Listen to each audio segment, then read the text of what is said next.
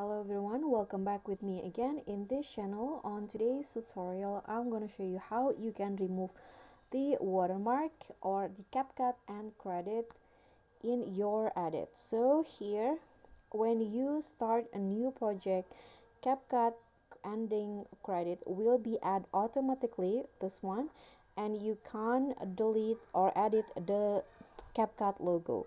And to remove, you can basically just click on the ending credit and there will be an options to delete, but it gets tiring when you start a new project. It will occur again or the watermark will be there again, and to remove it permanently you just need to go to the CapCut settings. So go back to the CapCut homepage and go to the settings by clicking on the gear icon at the top, and here there is an option to add a default ending. You need to enable this option until it turns to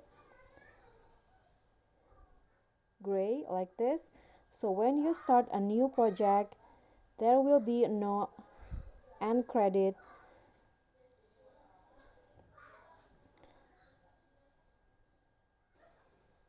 like this. The end credit will be gone permanently.